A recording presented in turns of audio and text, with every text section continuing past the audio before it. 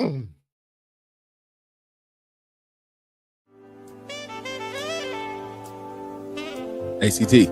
Yeah. I'm about to start. Okay. About this right now. Hey, do you? Do what you gotta do, okay? You just have to be prepared to suffer the consequences of whatever those actions are. Yeah. You know? Yeah. I was so surprised at how he was looking at me. I was talking to him. I was like, do you need to say something? Do you need help? Like, use real words. And he didn't. And then so Melanie started rubbing his head. And I was like, do you have hand sanitizer? And she was like, I don't. And I'm like, oh my God, what are we doing? And then I think she's about to sneak me. So she calls my dad, and my dad comes in. He got his big cowboy hat on and everything. And I know he don't know how to read, so I ain't worried about him at all. So he sits next to me. Now that we know it wasn't about us. Use the hammer if he was using his gauntlet for evil. This just doesn't make you pure and worthy enough. That's your phone, though.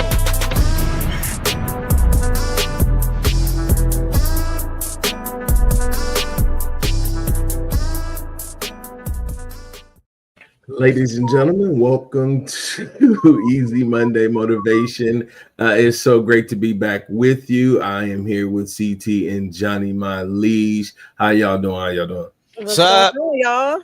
Yes. It is wonderful to be live with you, wonderful people. Again, it is the last episode of Black History Month. We are going to talk about some historical figures as well as the importance of representation. Hey, y'all should have seen Johnny behind the scenes. Like, all of her characters came out. Like, so hopefully y'all see all of Johnny's characters come out in this episode. You know what I'm saying? So I hope Black History Month comes out of Johnny today. Like, all of the history of your blackness coming out. For those that are just audio only, there are faces being exchanged. Yes, I don't know what he speaks of, except the love of Johnny, my liege. I don't even know what to say. Listen. I'm gonna go ahead and. You got to do a sweet face. E. I don't have a sweet face. Like, there you go. That's crazy. It's horrible. This is where you need to have Cam take off the screen for that foolishness. No. I'm with the shenanigans. Okay, I'm doing it today. I'm with it. All right.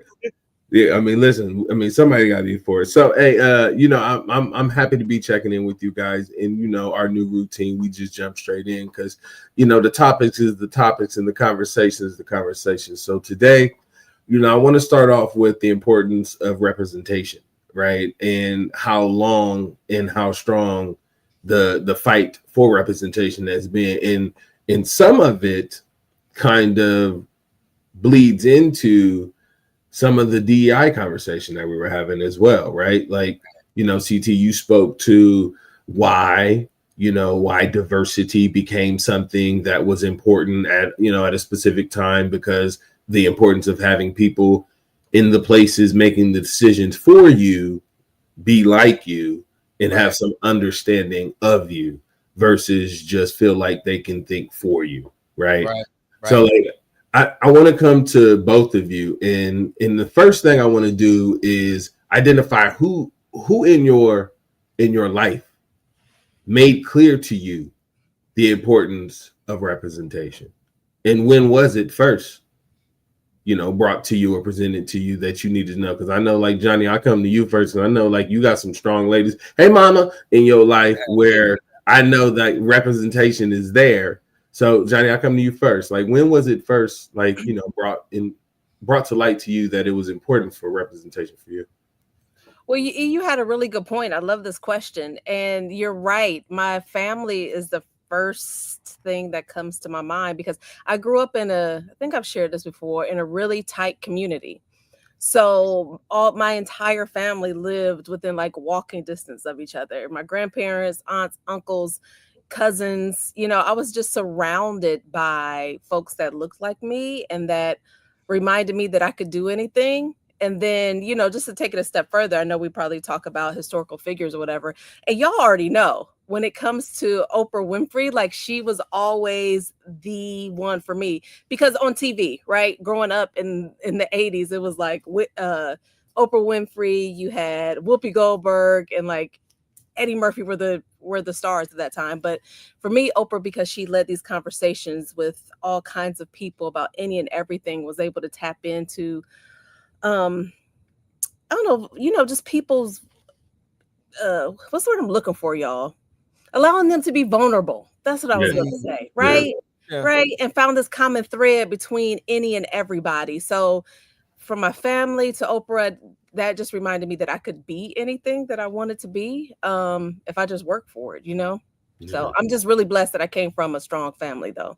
Good. You want to be somebody. Shout out to the super strong family. As I'm looking down at the comments, shout out to fam, because we do check the comments. That's right. That's right. I got we know who's there with us. So please comment, like, follow. Get in here, get that subscription, get those notification bells turned on, like ding, whatever that thing. Right. Do your thing. CT, for you, I know that you also come from a diverse family and background where representation was important in many different ways for you, especially for the different facets and the complexities of how your life and family is made, right? Let's talk about your specific experiences with the importance of representation and when that became, enlightened for you. I mean, it's an interesting question, and even as you ask it, I'm wrestling with when and how I might talk about what it is that your question elicits from me, because representation wasn't something that, as I grew up, we talked about. Representation wasn't, in the context of me being a Black man, that's not something we discussed in our household. Like growing up, it wasn't, you're celebrating Black History Month or you are specifically defining yourself as a Black person in the United States of America. That was not how I grew up. But I did have experiences that did create opportunities for me to recognize that I was Black, where there was one instance where I was in high school. Distinctly remember there was this white young lady that I liked. I wanted to date her, and I was not allowed to date her because her father didn't want her dating this Black boy. And that was one of the first times that my representation came full force. Didn't matter that I was smart or that she was smart. It was a decision that in our household, right, we had to follow a thing for protection and for safety. And so in the context of when I think about the journey of my lived experiences and how representation presented itself, it showed up in a lot of different ways. We started in a Black church when I was growing up. And then in 1979, we moved from that Black church to an all-white church, right? So my life was filled with these mixed stories around what representation meant, what it looked like, and how you defined it. And then my first year in college, I think I've shared this before, I didn't really have this real coming to who I was as a Black man until I read the autobiography of Malcolm X my freshman year in college. And I'm coming home saying, do you know who you are as a Black person, kind of thing, right? So it was this life journey where it was this mixed discussion around not representation, but it was identity, right? And as you were trying to define what your identity was, it was through everything but the thing that you were representing through your race. And the thing I love about some of this is it allows, especially for Black History Month, because we didn't celebrate it as much. You showed up in school and whatnot, but it wasn't something that you like specifically took time out to acknowledge who, i.e. Black people in America in particular, and the historical significance and relevance that they had to our lives. And so I was a late bloomer in understanding what the relevance and significance was, because I was not necessarily growing up in a situation where that was a part of the everyday conversation. So my story is a little bit different in terms of how I came to representation than somebody else. And that's the cool part. That's the diverse discussions that we can have, is that the significance of representation for me today wasn't the same as when I was young. So, CT, I have to ask, what was it about reading the autobiography of Malcolm X? Like, I remember reading that book when I was in college, and like I was so into it, I couldn't even hear someone was calling my name because I was so into it. Like, it definitely left an impression. So, what was it for you? I think it was the how intelligent he was about how he maneuvered. And the transformation, it was almost like the biblical Paul Saul kind of thing. He had this transformation of being someone who was always committed to the thing he was committed to, Mm-hmm. but he shifted what he was committed to and how he executed that thing. Mm-hmm. And so for me, it was like he's deeply committed to being this, but he's deeply committed to being something completely different. Like, how do you do that and still be sane and still be accepted and still be okay? And so that was kind of the first, I think, instance for me where I was just like, whoa, Yeah. this is militant. Like I am a student of Martin Luther King Jr. Yeah. Peaceful protest kind of thing until Martin shifted too, but that's a whole nother dialogue, right? Yeah. So to your question, Johnny, it really was this evolution of me coming into my identity through the lens of that particular book, his story, but it was really about his true, just outright commitment to the thing he was committed to, no matter what it was. Yeah. Okay. Yeah. E, what about you? I know you're getting there, but I'm anxious. I want to hear. Well, I mean, so it was a little weird for me. The way that it kind of came to me was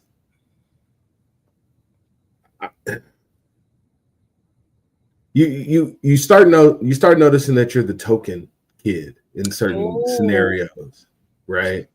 And it doesn't make sense all the time, right? Like, so being one of the kids who was like, smart, you would find yourself in almost diverse groups, but like there would only be like one black kid in that group, or and I noticed that for a long time, like growing up as a kid, like, and I guess you guys probably remember that a little bit, like where like things were a little selective, right? Like who would get to do what, right? And I noticed for a while, like I became almost a token black kid that would get selected for almost everything, because I noticed that I fit a lot of the dynamics to be that, right? Like I blended in well, I spoke well, I had good etiquette, I had proper representation of a family, because I had a mother and a father, and my dad worked for the city, and my mom, like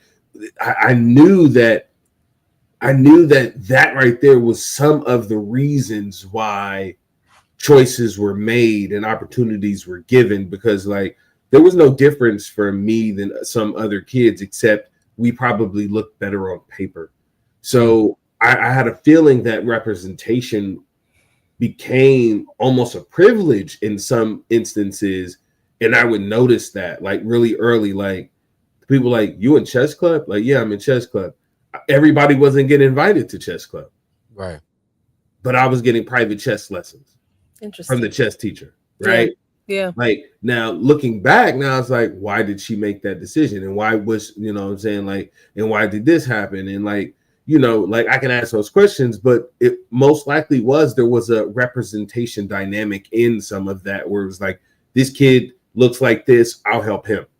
And I noticed that kids who came from harder looks of life and had harder looks didn't get those same graces and didn't get those same opportunities. So it became something very easy for me to notice intrinsically, but not really realizing that I was conforming to something for it. You see what I'm saying? Yeah. So I wasn't true to my identity at that point, because I didn't really realize what I was representing, because I was just a kid. That's why I ask.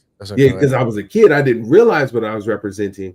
Yeah. But at a young age, I represented something that people would call like young excellence, right? Like he was a good kid, he did this, he did that. It was like, yes, we don't mind to have this little black kid around us and do these things, but would they have given that same opportunity to some other kid who may have had some, less than digestible representation, right? Like, struggling this, other siblings in trouble and stuff like that. Like, would they really open themselves up to all of that? I think sometimes, like, what was it? What's that daggone movie with the football lady who helped the kid? And yes, right. Yeah, I can't think of it off the top of my head, but like, you think about it, like there's these moments where somebody is looking at you and you look like something. And because of that, they're like, oh yeah, cool. I can do this and it will represent this by me doing this with you. And that right there also was the double-edged blade of representation that I had to hurry up and understand, because it was like, cool, on one side, it's like, yo, you looking like an Uncle Tom, you know what I'm saying? But on the other side, like, you look like a shiny penny. And I'm like heads or tails, you see what I'm saying? So that was something I kind of tuned into really early, because like I recognize how people would judge you and kind of measure you based on how you represented yourself and what you represented as far as your people. Well, how important is it for y'all now to be representations, like for other people, right? Because you're talking about your experience when you were younger. I don't know. I think about, I started off the conversation talking about my family. Like, I've always felt really confident in who and what I was in my Blackness because of the family that I come from. And I was very aware of who and what I was when I walk into spaces, but still oftentimes that there were not people that looked like me. Right. So, I mean, I was 15 years in the game when I met CT, and I'm like, oh, I have a place here. I have a voice here. You know what I mean? And so, how important is it for y'all now, or do you recognize it, or I don't know, do you feel like it's a burden? Because I feel like sometimes it can be a burden, right? I don't know. I just want to hear your thoughts about that. I'll let you go, CT. It could be seen as a burden, I should say, but go ahead. Yeah, I'll let you talk to the core of it, and then you can pass it to me and be inclusive. I see what you did there. I see what you did there. I see what you did there. So the core of it, for me, like the core of it is this idea. I think we talked about this a little bit last week, but it to me, fundamentally, foundationally, it is this idea that if you can see the thing, then you can imagine yourself being the thing. Right. And that was always how it was presented. So in the corporate setting was, if you could see leaders that look like you in those spaces of hierarchy, you'd be like, hey, I aspire to be that too. Or if you were a client or customer, and I was really gonna get messy with Target, but I'm gonna leave them alone for right now. But if you see somebody representing you in that space, then you can begin to identify yourself in that space. It doesn't, it's not a zero-sum game. If there's nobody there and you can't see yourself there, but there always has to be somebody then that says, wait a minute, I could see myself there. And then when you get there, somebody's like, oh, wait a minute, I'm there. I was listening to this this pod the other day, and they were talking about and it was a comedian, and he was talking about, I think it was maybe Tony Rock, and he was talking about, when you walk into a room and you scan the room and you say, all right, does the room look like a comfortable room? And what level do I show up in that room? So if I see somebody that looks like me, and then if they respond with one of those cultural colloquialisms, right? This is like, oh, okay, now I'm comfortable in that room. It doesn't mean that's everybody, but there is something to be said about when you go into rooms where you are, as Eric, that term, I want to unpack that term, but maybe we don't have time today. The concept of tokenism, the concept that people use around the Tom, right? Because you are the one who is in the room where you are by yourself, it oftentimes leads one group to think you are something that you may or may not be, and another group to have to make you prove who you are or who not. So you're always fighting with your identity to represent yourself wherever you happen to be.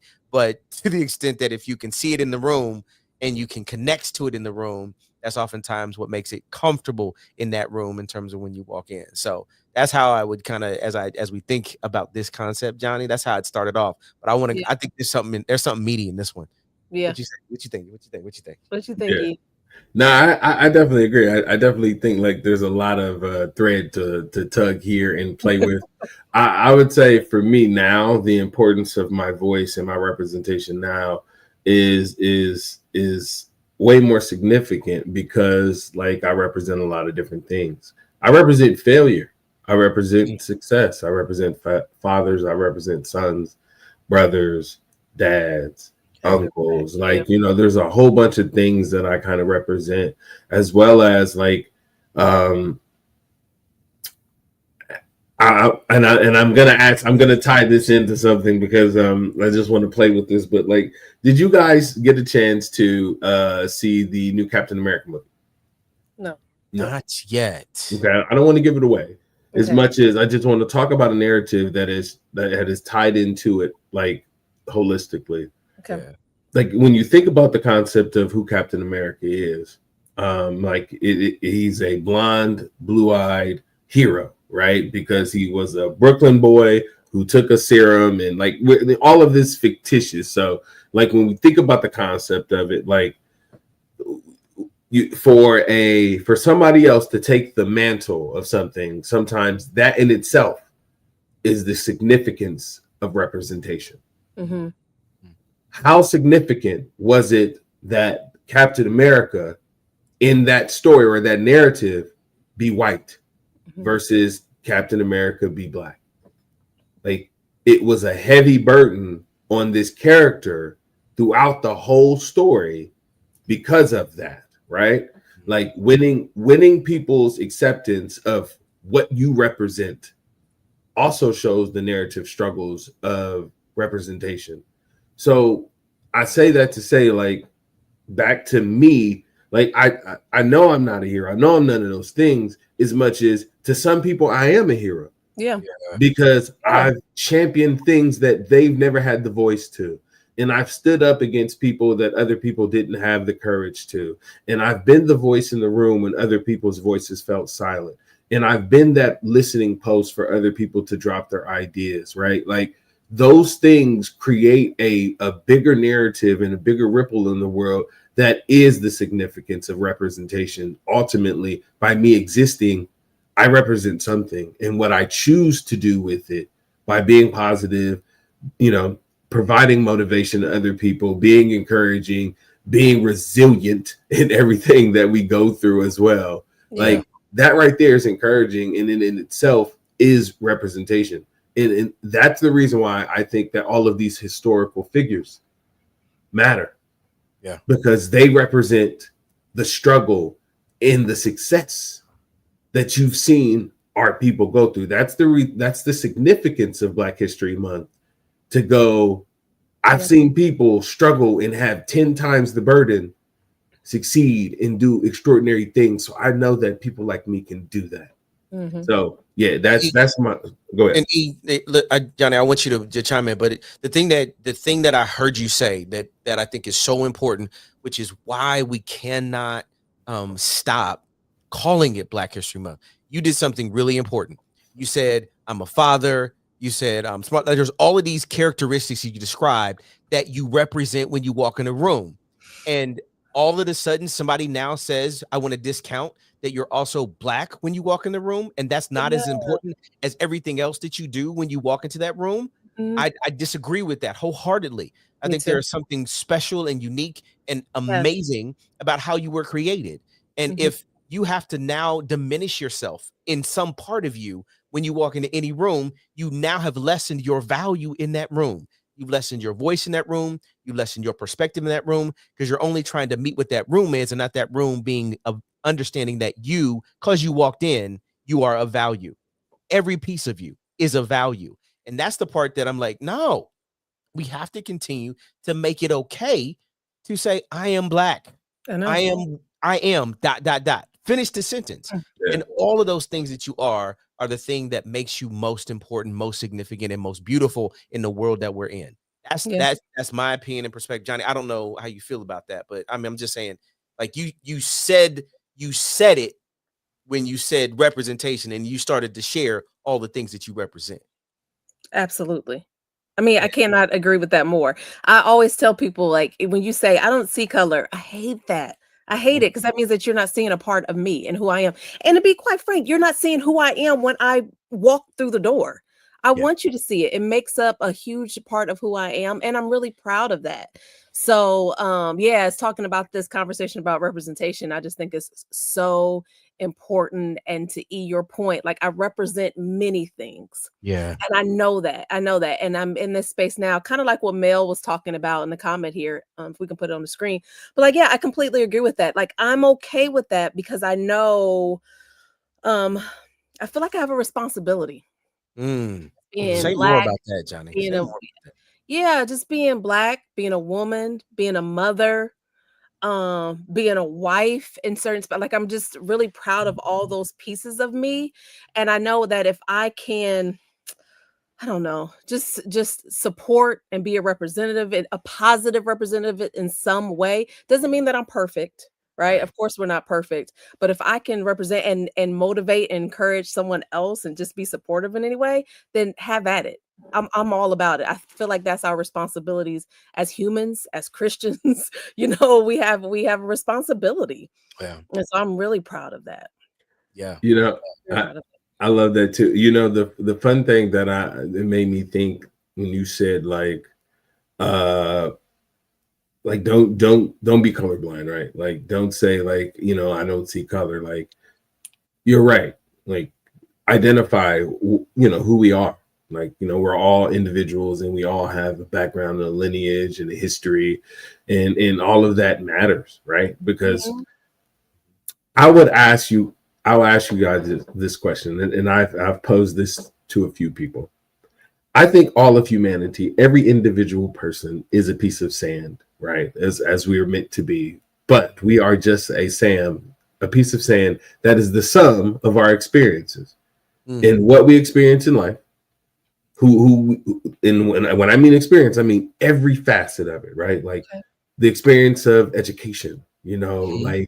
like who loves you, who hates you, who all of these things create a narrative in your head that is ultimately a perspective, and that perspective becomes a fluid thing that is a mindset. That mindset is molded by more and more and more experiences that sum up to who you are today, right? Mhm. Like, and I think that's a beautiful thing, that by knowing who you are and what you represent, that you can still continue to step out there and represent something positive, even though that some of those experiences have damaged you, hurt you, Yeah. created a negative spaces in you, right? Because like Yeah. that is the growth of things, right? Like Yeah. it doesn't matter. Like you could have been a bad thing today and you continue to work on being a better thing tomorrow.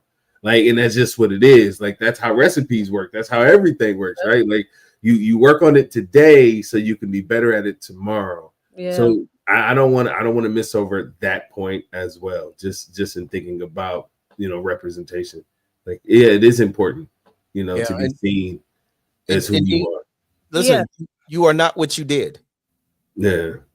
Right. Yeah. Sometimes people get messed up because they identify with, I did this wrong and that must mean that's who I am. No, that's just the Yeah. thing that you did. That is not who you are. Yeah. Yeah. What you did helps to shape who you are.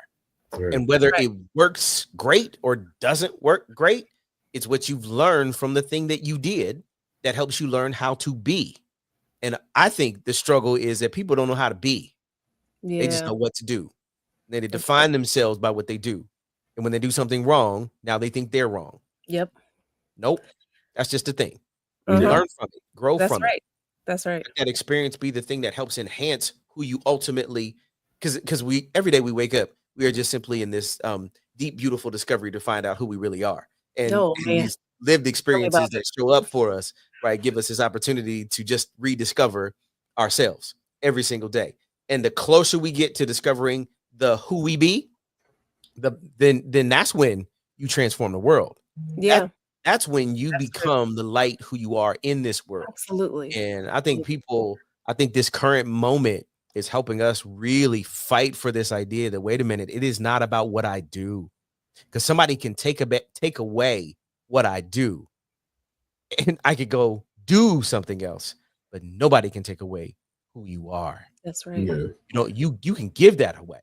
And I think Yeah. in these moments is where we need to make sure we're embracing who we are Mm. so we can be who we are. So whenever we go do a thing, that thing is better because we are being that, not just doing that. So And I think that's the beauty of representation and seeing Yes. people that look like you, who have different or similar experiences as you, because you may have this idea. We're so hard on ourselves, and we have this Right. idea of we have to be perfect, we have to know everything. But like, coming here and speaking with y'all, CT is like, yeah, I got nervous about this thing. Like, what? CT got nervous about this? Or like, like, Right. nah, I messed up on this. I didn't do this right thing. Like, okay, so it's okay, and we still show up.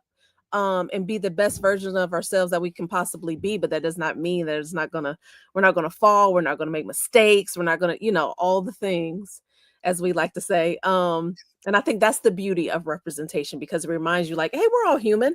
I'm all good. I don't have to be perfect and show up in a certain way. Certain things can happen and I can still bounce back from it. And I'm still who I am. To your point, CT, right? I'm not defined by those mistakes or just like having a bad day and all of that. It's all a part of this human experience. And that's why it's so important to see representation of all those different pieces of you. Yeah. Yeah. Yeah. Okay.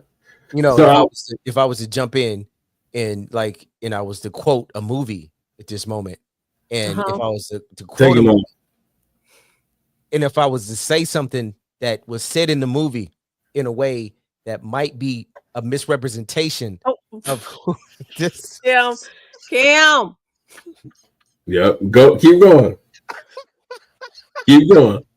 So look, EMM family. So here's what's real about why I love this group so much, why I love this pod, right? We know that there is a way that we want to represent ourselves in this medium, right? Johnny and E, they both have jobs, right? You do too. I have a job, but it is not the same job I used to have. And so we laugh about how do we want to represent ourselves today, like if we were freer to say certain things or not. So, okay, so watch. So family, listen, there's this movie. It's my favorite movie on the planet. It's called Lean on Me. And when we got on the behind the scenes, and I was like, free Mr. Clark, free Mr. Clark. And they were like, what? And then I quoted the one scene in the movie where he says, I'm the HNIC. Now, Cam wants me to say the actual phrase.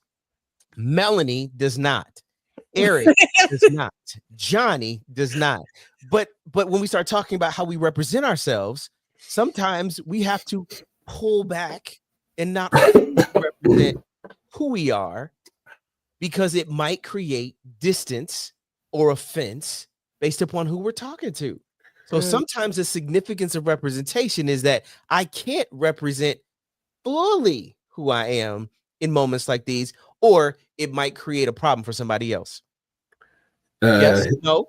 So I would say that, I hick them all the time. So we're gonna keep on going. And I was gonna ask,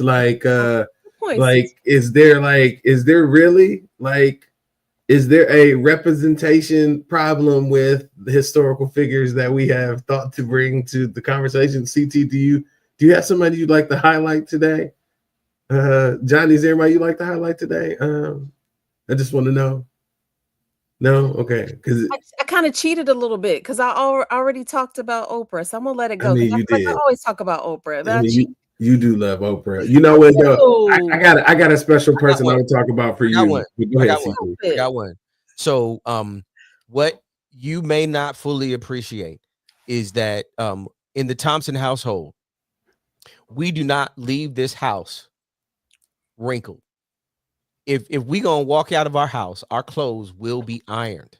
Come on. So I want to celebrate Sarah Boone, who has the patent on the improved ironing board.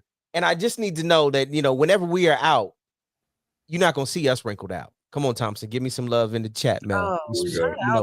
Give me a shout out in the chat. So I needed to shout out Sarah Boone, and then of course, Madam CJ Walker, who created the line of beauty and hair care products.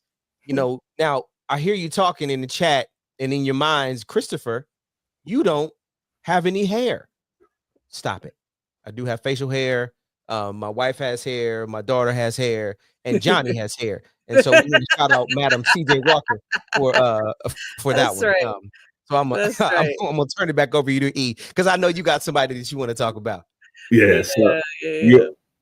Listen, those are great. Those are great historians because they helped significantly how we represented ourselves, right? Specifically. So I enjoy that. But they couldn't do it without this guy that I want to talk about, the original LL, but he was a cool H. That was Lewis Howard Latimer.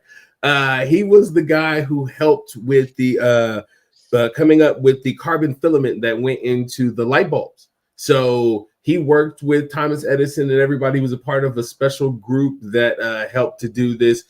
He was also an author. He did a lot of different things, throughout his life. He was actually like a Renaissance man, really, when you think about it. The fun thing about him that, like, when I think about it, is like he really came from a family of slaves who had to buy their own freedom and then built himself up. So that's a bootstrap story. You know what I'm saying? When you just think about it, like, so when they mass produced those lights, my man LL was right there. You see what I'm saying? So just keep in mind that while they helped you iron and they helped you do your hair, my man turned on the lights. So keep it on right. Okay. All right. Now I have one more person I'd like to highlight. Now, Cam, just hold on a second before we bring him up. The reason I want to highlight this is because, guys, like, I really love movies, and you guys know I love movies. Mm-hmm. I go see a lot of movies, and I went, to see this movie, and I really enjoyed the movie, but I did not like the performance of this particular actor, and it's okay because I love the actor, right? Okay, a little bit. I do like the actor some. I do think sometimes it becomes controversial, so I'm going to drop this bomb. And Cam, can you pull this up for me? Because, Johnny, I know you didn't have a person, but I brought somebody for you.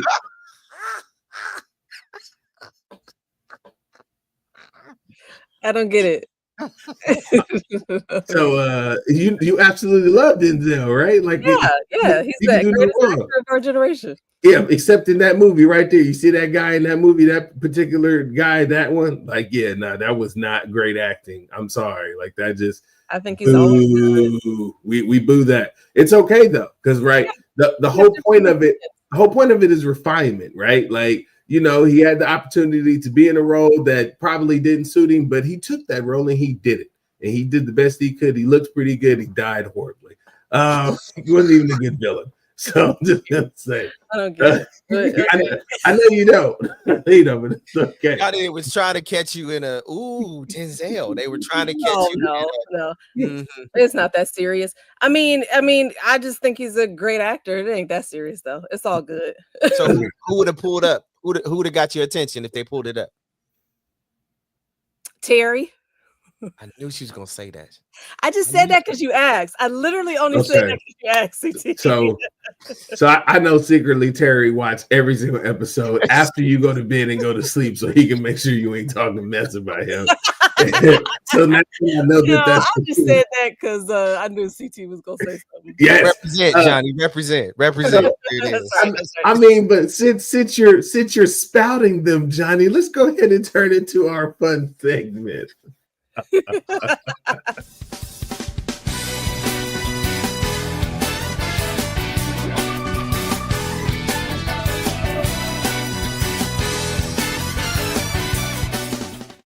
Okay, so you guys know where we're at. We're with the pretty lies and the ugly truths lies. So we're gonna do this is a two-parter because I'm catching you guys off guard with one. We're going to start with the acting one, and then we're going to go into the bonus pretty truths and ugly lies. Let me go ahead and ask my man Cam to pull up this post because we're gonna discuss this. We're going to see if this is a pretty truth or if it's an ugly lie or if it's an ugly truth. And he's told a pretty lie. My first two real relationships lasted 3, 4, 5 years each. So then, and then to fast forward, my life changed, so there was a different, I started working every day. Then there's the fame element and the abundance of people and exposure. And, I've just had different shifts and different seasons where it seems like sometimes monogamy feels like role play and it sometimes feels restrictive, so there's an element of it that feels performative. And I understand the tradition of it. I understand the like the deeper, like you know, I understand that, but then there's a part of me that just had questions. So I went through some phases where I'm like, well, why do we do it like this, and is this how I want to do it? And from observing people who play those roles, my parents included, I see some blind spots. You know what I'm saying? Does that mean we have to throw away the whole system? Not necessarily. Like, I honor the tradition. All right, so we're gonna bring on our fun conversationalist P. She's gonna join us. P, if you're ready to join. Hey P, how's it going? Hi. Hey. P, you be? How you doing today? Your hair is looking very fluffy. You're doing great there. Looking like you know, I was listening the whole time. I'm like, shout out to Madam CJ, because you know, without her and that hot comb. Yeah. Yeah. So we played a little clip, and this is the actor. I believe it's about a 30-year-old actor. Why am I forgetting his name? Is it Khalif? Is it? Oh, sorry, Cam. There's supposed to be this thing. There we go. Thank you. Kofi Sarobi. I'm sorry, I was going to get it wrong. Kofi Sarobi reveals that practicing ethical non-monogamy. That's the thing. Like, is marriage pretty much? Does it got a bunch of blind spots? I mean, you guys are married. We're single. We just want to kind of hash this out from the perspective of people who are like, you know, engaging in all of this. Like, does he have a point where it's where the question is, are we being told a pretty lie about marriage? And is there some ugly truths that we need to be facing? So I'll come to you first, P, as the new voice. If you're wanting to talk about this first, we're gonna jump in. Yeah, you know, this is interesting. And I actually sent you this clip, like, we got to talk about this. Just because there's always controversy about this topic. And I remember having conversations with my friends regarding Wale's song where he talked about how, you know, monogamy, like how it was like being married is terrifying. It's like going on a roller coaster ride. You don't know what to expect, and everything just goes downhill when after you hit the top. And like with my generation, with a lot of millennials are like, that's why we don't get married, right? Or we look at the statistic and say that's why there's a 50% rate of divorce, right? So one of the things that I always wonder is like, is it really like role playing? Because there's always conversations you have, like people say, don't get married, don't have kids, just enjoy life.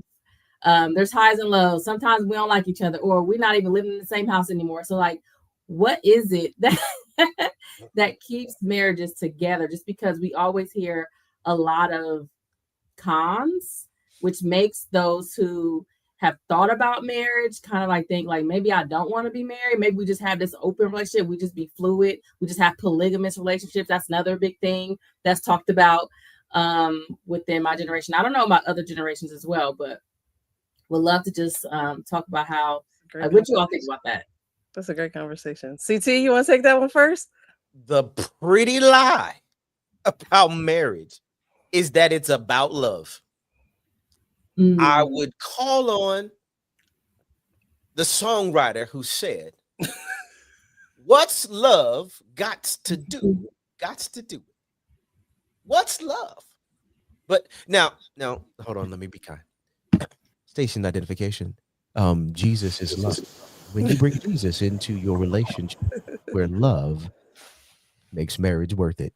Now, back to the show. So this idea that the pretty lie going into this conversation is that I'm just going to marry you for love. The ugly truth is love hurts. Love scars. I'm pulling on songs. I know. Of course, it's zero fault. Like, but so how does then one have the conversation that this Joker is having? And Simone, thank you so much for bringing clarity about this, because I didn't know it, because I'm like, my man, I need you to go off into the corner and go. Yeah, I've been waiting for right. But it's this idea that if you can't talk about this thing called marriage that is work, but it is so deeply rewarding when you work, just like anything else that is really worth it to me. So in the context of this segment, the pretty lie is love and the ugly truth is love, but it's all love, if I can say that way. Johnny, what you think? Yeah, I knew where this clip came from too, and I saw it earlier last week, so I was glad that you put it in the chat. I'm like, whatever. So one thing Portia said was that you hear a lot of negativity around it. And in all honesty, that is one reason why I speak so highly of my spouse. And I know sometimes we're just being funny and I say his name for no reason at all. But honestly, I speak so positively about it because I mean, I think that's trash. You're not going to catch me out here talking bad about the person that I've decided to commit, this life with. To CT's point, it is work, right? But I think it does come back to love. And I feel like love is a verb. Love is an action. You have to do it. You just don't feel it. You have to do it. So I personally think that you have a lot of marriages that are ending. I mean, for many different reasons. And I'm not here to judge whatsoever. Right. But we forget that it is an action. You have to work towards it. You have to choose each other every single day because you are going to wake up some days and not like each other just because that's just life and you're still human. But am I going to choose to still show up for you and respect you and love you? Am I going to choose to speak kindly of you, to pray for you, and all of those things? So I think it's a choice. Now, to his point, I mean, I guess if you've grown and everybody is consenting, you can do what you want to do because that ain't my business. But I think that's trash. I think it's just an excuse to not commit. Yes, it's just an excuse not to commit to one person. That's my opinion. Because you want to be out here in these streets and doing this thing, just like he was in the show, Harlem. He just wanted to do his thing. Which is whatever. That's your business if people are all committed, and all into it, but no. I would be too jealous. I ain't trying to share my man with nobody. No, I would be mad. So no, absolutely not. E, what is your I was going to say, I need Agent of Chaos to chime in. What you think about it? Right now, I'm watching this show where this guy has like 100 soulmates, and if he doesn't actually like date all of them, they will die. So like, I'm kind of like understanding. It doesn't matter, but I'm just saying, like this narrative is like real in today's dating market where people have compartmentalized what they want in a relationship and have made it so transactional that the core of a marriage and a relationship is no longer love because love doesn't live here anymore, in a sense. I would say that it feels like a defeated mindset where you're just like, yeah, there's no value in doing this, especially if you've never done it, right? And then the other thing is like, you don't understand the narratives and what the covenant of marriage is supposed to be if you turn it transactional and you make it about, compartmentalizing your libido and all the other stuff that you want. So like it becomes this really messy thing, and people have made it so messy that like it used to be, if I wanted to marry somebody, I'd have to meet their parents, and then I'd have to like convince this father that I could take care of his daughter, and my parents would need to meet these people. Like, I remember that in my lifetime, like some of my girlfriends had to meet my mom, like, because it's like, whose house you going over? And what your mother gonna do? And I'm like, and we was kids, so I can only imagine like if I was actually trying to like marry and impregnate somebody, like that level of responsibility is like was way beyond. I'm like, no, we're not there yet. I'm willing to share some crowns. You know what I'm saying? Like that's as far as I'm willing to go. But understanding that in myself and my nature to know that I wasn't ready for commitment until I was ready for commitment is also something that was like had to be turned on in my mind, because I had to see the value in wanting to be with somebody too. And that is something that I think we lose sight in, like, to the ultimate answer. It is the choice, right? Yeah. It is the choice to want to do those things with somebody. It's the choice to want to reach out. It's the choice to want to check on. It's the choice to want to communicate. It's the choice to want to spend time. Like, in all of those choices where you keep making that choice, despite regardless of whatever you are going through and however you feel, that's ultimately the thing that makes it worth it. Because when the person reciprocates that, it's an unbreakable bond because you're always choosing each other. So I don't think that it's lost on me that this new dynamic of dating makes sense to some people because they've seen they've seen it successfully highlighted, but they haven't seen it successfully executed. Oh, There's good no point, people. that was good. There's no people that we've seen 100% that have lived this lifestyle from beginning to end, and we're like, oh yeah, such and such was married to 5 people and everything worked out. Like we've never seen, oh yeah, such and such is ethical, blah blah blah, and then you know they've been happy. Like haven't seen that story told yet. So P, I see you was about to say something. I'll turn it to you. You know, because what the theme that I'm hearing and what we always hear about marriage is work. So to me, it's like, okay, so if you lazy, you don't want to be married, right? Because work means you got to put in extra hours, you got to study, right? You have to do all these things. So if you want to take the easy route, be outside. I was just gonna say, be outside. Yep. Be outside. I was just gonna say that. I think that's the easy route. Yes, absolutely. Portia. And the reason why it doesn't work because it's not easy. Like he said, it doesn't work because it's not easy. Being outside is not easy. Why? Because when you outside, you get all the elements. And if you are not dressed for the, I'm not gonna go there. If you're not dressed when you go outside and it's raining or it's hot, because that's what you get when you get all of those different souls and personalities coming into your space. Yeah. No, Jesus, no. Like I feel, I just no, like it just feels crazy. It does feel crazy. Manage all that in my own mind. Like I'm 26 years in this game. Thank you, Jesus. Hi, Melanie. I love you. Like to have to manage that just feels so deeply complicated because you're dealing with another human being. And I think there was somewhere in the chat where Mama was like, so no commitment means the relation is just a sexual relationship. Woo, child. Listen, I don't think that people had to be honest about just there's not just the sexual relationship. When you are sharing yourself in that level of intimacy, it does impact you. It does have an impact on your psyche. No matter how many, see, almost got loose with my language right there. You see how I caught myself? I'm so proud of myself right there. I'm so proud. I want to know myself right there, Johnny. Thank you so much. Like it just doesn't seem. And I know people who've done it before. I've known people who have had experiences multiple times over, right? In the sense that they just were trying to deal with something, get over something, move through something, however you want to describe it. And I've never found that they were happy in doing so. There was always something missing. There was always something unsatisfied and unfulfilled. And so you just did more. It's like a drug. It's like an addiction. And so I don't know. This one has like,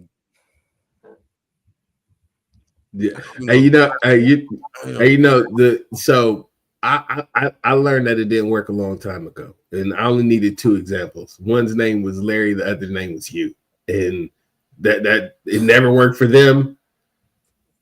How would it work for anybody else? Okay, like in CT, you know, those that know, if you know, you know. Okay, like if it didn't work for them, it is not gonna work for anybody else in this world. So I don't know how, you know, I've never seen it. I've never seen a full representation of somebody truly executing an alternative, I guess, relationship style outside of just, you know, regular, you know, dynamic, and it really turned out in that way. I don't know. Now, if there's somebody on the show, if there's somebody out there listening and they are, should we have them come on the show? Well, yeah. I mean, I don't know whether or not they're gonna want to come on the show and talk about, you know, their relationship dynamics specifically, because, you know, you never know. Some of us can be invasive in our questions, so, you know, maybe we pre-record it. But yes, if you're open to coming on the show, so that we can ask, you know, so that we can kind of like get perspective of people who have successfully been in relationships that have been, you know, just outside of the the monogamous relationship. I mean, it's not judgment; it's more exploratory and discover. You know, we're just trying to understand. And could be a cultural discussion. Who knows? Well, I mean, like. I mean, yeah. I mean, I know people who, you know, date in different ways, and you know, and I've had plenty of opportunity to learn a lot out here while I've been dating in the divorcee lands. That's where we were at first. It's like divorcee lands, and then you go out there. It's like, oh, did I make it to the single deserts? And it's like, oh yes, there's oases all over this place, but you're still thirsty because you don't want to trust the water. Okay, and eventually you make it to like this. We don't care, take care of yourself like place. And it's really nice and industrial and all of this stuff. Like, I think a lot of people are there where you're focused on your career and yourself and stuff. And every now and then you run into passerbyers and you're like, oh, you're working on yourself too. Okay, cool. Like, like, and then maybe you end back up in the end of like where it's like the dumped desert again. And then you go through the whole process again. Hopefully you make it. I'm just playing. It just sounds fun when you say it that way. That's the voice change for me. It's the voice you said it. That's your point, Portia. Get your point. That's the ugly truth of it, though. Like that's really what it is. This is crazy. So, P, you got anything else for us on this, CT or Johnny? Anybody? I got nothing on this. I'm staying out of this one. I'm done. I'm just saying. Portia, you ain't got nothing. Look, see the married folks that they know they got they got work to do. Say they ain't gonna talk no more. See, we don't got nothing to lose, so we can talk all right. Ain't nobody gonna fire us. Thank you. Listen. There you go. See, I told you, Terry be auditing every single episode at the end of the night when she go to bed. Okay, all right. She gonna get some flowers in the morning. She call me out again. All right. Yeah, right. You don't even noticing it every now and then. No, but every now and then. For real, I know I said this before, but for real, joking aside, I get so tired of like hearing like people bash male, especially black men, and like they this and they that. So any chance I get, that's why I'm always uplifting him and y'all and anybody else, because I hate that conversation. Yeah. Like dogging our men. So I'm gonna always uplift my man. Well, we're fortunate to be surrounded by a bunch of beautiful, intelligent Black women, and just multicultural women all the time, like in every perspective. Like we have a bunch of different colleagues and wonderful people in our lives that give us perspective. Because of the diversity of our circles. We are not just one voice. We represent more than just our skin color too, because we are the sums of the experiences we have, and all of us have traveled and been cultured and learned a lot of different things that we carry with us, and we use it to represent who we are as well. So this has been fun. I definitely love all the pretty lies and the ugly truths that we told, because Johnny kicked it off first by saying just Terry, because that's it. It's like Terry. Oh, Terry. It was a perfect segue. Yeah, it was. I was like, I gotta use it. Okay, Terry, I'm telling a pretty lie about you, my man. I care. All right, so as we round this out, I just want to see if there's any last thoughts on the importance of representation. As we end our Black History Month segment, and we end Black History Month with this being one of the most climactic Black History Months we've had in a long time, because of some of the narratives and the federal judge rulings and the executive orders and the implosion of DEI and all of the things that have happened.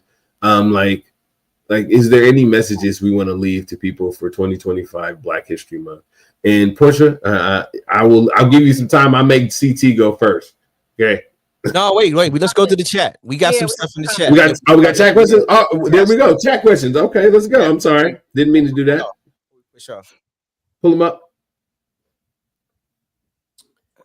If they long, guys, just know that we read them in our mind, but all of us wear glasses. In the non-marriage relationships, the rules of commitment rules still start creeping in. Huh. Well, yes.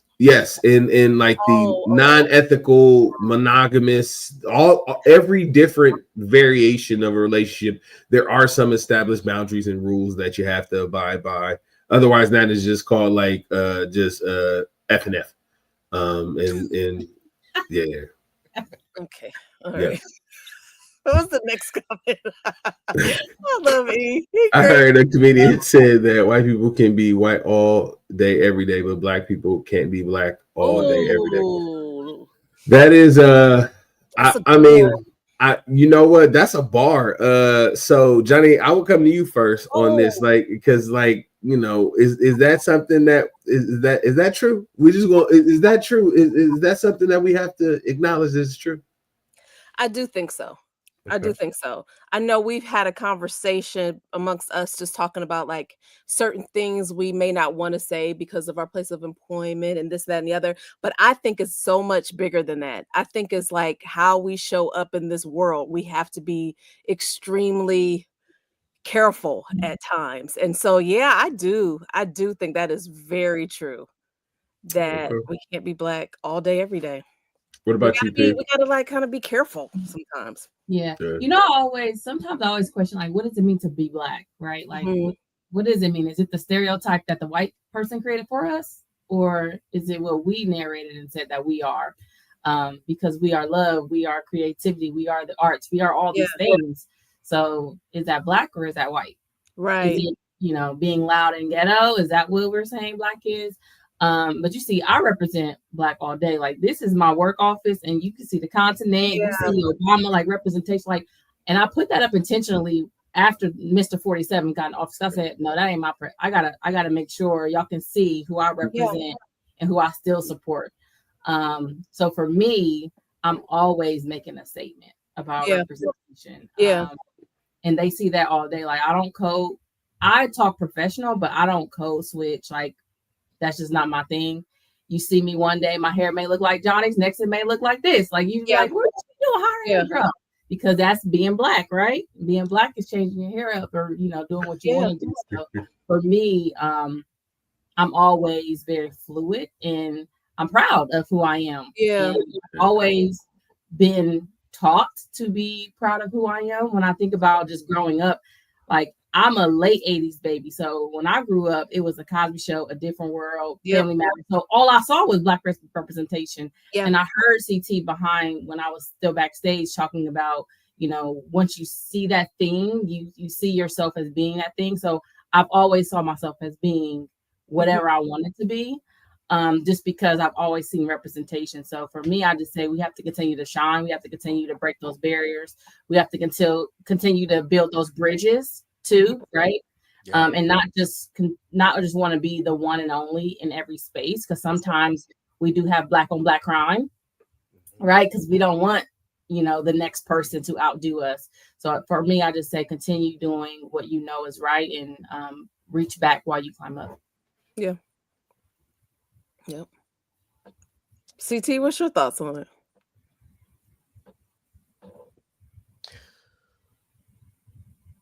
Portia, I think your commentary on code switching is appropriate, but when I read this question, I ask the same question: what does this actually mean? Being white or being black? And while I could read the question on its face and answer it on its face, I think where it takes me is privilege, permission, and access. It takes me to this ability to say, in any space that I'm in, can I just say, do, or be anything? That's right. And if I can, then that's if I can't, that's what you have to solve for. And there are some people who, in their hierarchy, can do and say and be whatever they want without any consequence. And that is not the story for most people. Yep. And so the question to me is less about one of white and black. It is Right. more about privilege in Mhm. ways. And Mhm. and you could have privilege and be black. And it's how you use it, how you wield it, and how you allow others to have access and space in the spaces where you do have the ability and permission to give people voice, to allow people to be seen, however they want to identify. So that question was one that is really intense inside of me, because I watch people of hierarchy do stuff, and then I say, why can't I do that too? Hmm. And one could say, you can, but the consequence of me doing it, not the same. And so we don't live in a world of that's equal. And yet we strive for access that is equitable, so that if there is something that I do that does offend, or I do or say that is off-putting, that I am now not fired, or I'm now not excommunicated, or I'm now not a token, or I'm now not being able to represent myself in a way that is acceptable. Because as long as you're doing what everybody wants you to do, you're representing what everybody wants you to be. That's right. And maybe I'm in my final thought, E. In the idea that is there something that we have to now think about and embrace, and that is, I was a bit tongue in cheek on it, but it's if you want to be somebody, if you want to go somewhere, you got to wake up and pay attention. But who are you paying attention to? You. And because you are paying attention to you, and you are bringing the very best representation of you, somebody then can see you. And when they see you, they can know the possibility of what it means to be themselves too. Not that they want to be you. They see you being the best of you, and then you saying, don't be me, just be you. And I think that's some of the things that, as we think about Black History Month, why we can't allow this kind of conversation to just die, because it's needed, it's necessary. And if we can encourage people to own their story and to speak boldly and to advocate for their own selves, I think we do find that another song, the world will be a better place for you and me. Didn't that feel good? That last part felt good, right? Listen. All right, so I got some CT.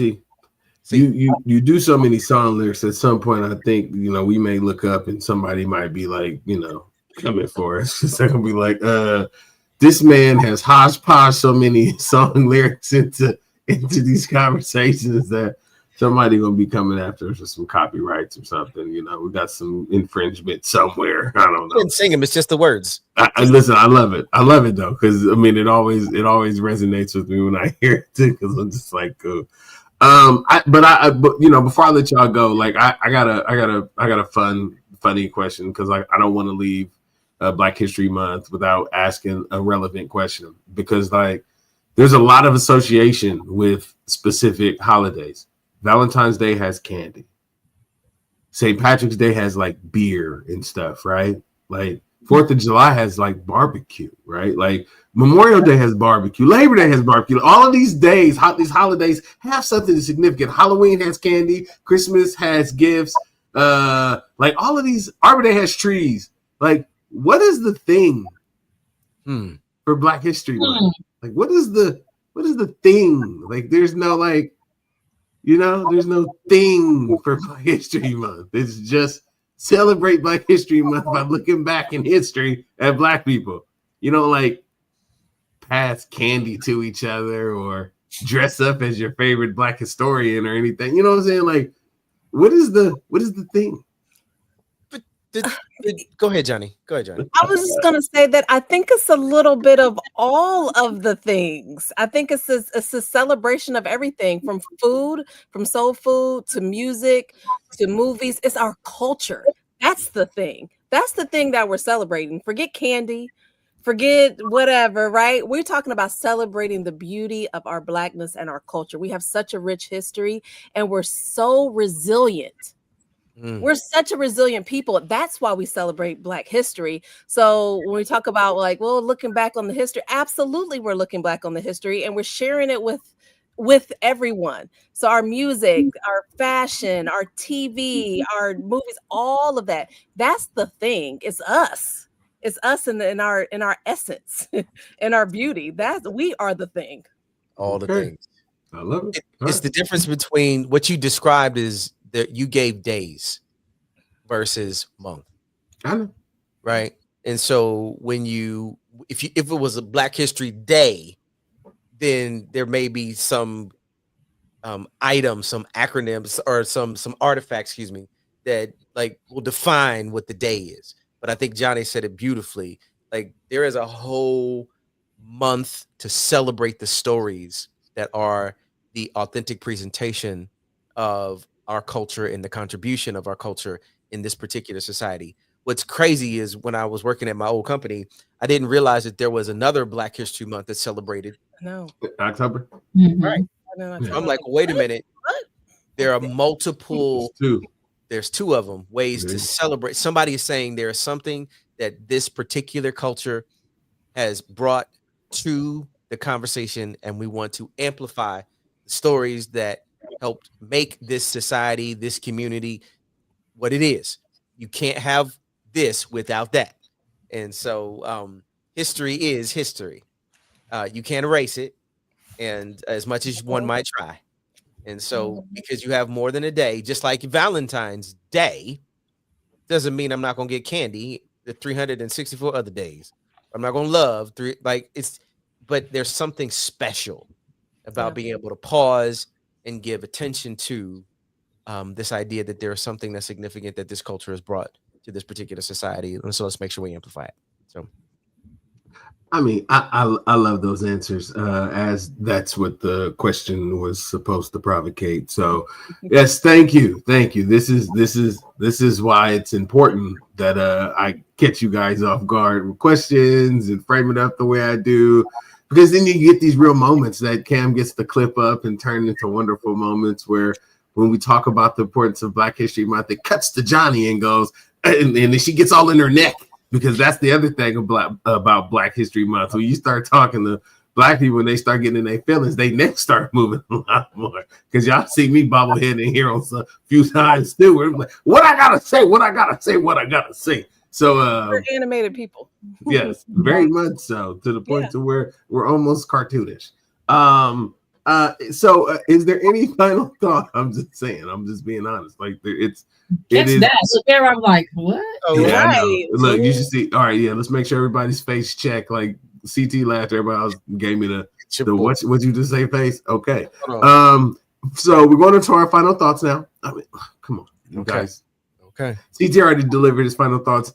John, do you have any final thoughts? Or P, do you have any final thoughts you'd like to share with the audience and wrap up our Black History Month? This has been a great discussion, y'all. My mind is still turning about some of the things that we discussed, so maybe we'll have to carry it out into future episodes. Yeah, so this has just been a really great discussion.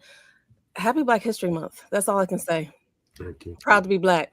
We're gonna leave it at that for now. All right, P, you got any final words for EMM family? Yeah, I want to say thank you for inviting me. Thank you for having me. And just one final quote, just for everybody to resonate on, is that we belong in every room that we enter in, even though every room may not deserve us. So when we think about our place and representation, you do belong there, even though they may not appreciate, the Blackness or the essence or, what we contribute. We always belong when we're in the room and at the table. Yeah, I love it. It's good. Great. All right. Let chaos win. That is it. That is all. That's just what I believe. I believe let the chaos win. Chaos is everything. It will make it all right. It just will. That's what chaos does. Because chaos is not controllable, right? Like, people want to fight the system and all that stuff. Well, chaos will destroy everything. I'm just saying. I'm just playing. So with that, please don't be chaotic and don't strike that notification bell.